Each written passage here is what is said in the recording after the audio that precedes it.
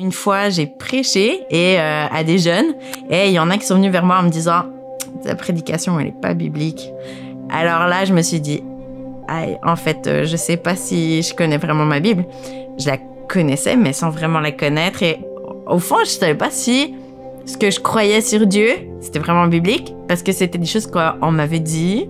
Donc, je me suis dit, soit j'arrête de prêcher, soit je fais une école biblique, et puis je vais me faire un fondement biblique. Et je savais que Jeunesse en Mission, ils avaient une école de 9 mois où tu lis la Bible en entier, où tu étudies chaque livre de la Bible, et c'est seulement 9 mois.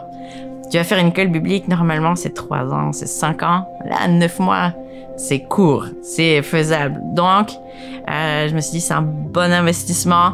Je vais étudier ma Bible une fois pour toutes. Après, ce sera fait. Je connaîtrai ma Bible. Et ça m'a pas déçu. J'ai étudié toute la Bible. J'ai lu la Bible en entier pour la première fois de ma vie. Des petits livres comme Abdias, Michée. J'ai vu que le Dieu de l'Ancien Testament, c'était clairement le même que le Dieu du Nouveau Testament, qu'il n'y a pas de changement, il n'y a pas un Dieu et Jésus, mais que Dieu et Jésus, c'est clairement la même personne.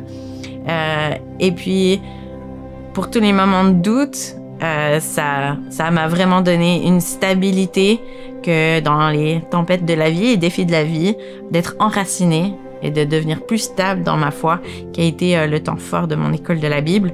En plus de découvrir que, en fait, étudier la Bible, c'est pas juste 9 mois, puis voilà, c'est fait, that's it, je connais ma Bible, mais ça m'a donné envie de continuer à la lire, donner envie de l'étudier plus, donner envie de la partager aussi aux autres. Enfin, oui, tu sais que c'est intense, mais t'es pris par l'histoire, t'es pris par les découvertes, et au final, il y a quand même assez de wow, de moments wow, que ça te garde réveillé, ça te garde à vouloir continuer, persévérer à chaque moment. Si tu te dis, j'aimerais tellement pouvoir apprendre la Bible par cœur ou connaître plus de versets par cœur, en fait, d'étudier la Bible par toi-même plutôt que quelqu'un qui te le dise, ça te permet de vraiment connaître la Bible pour toi et puis de t'en rappeler sur le long terme.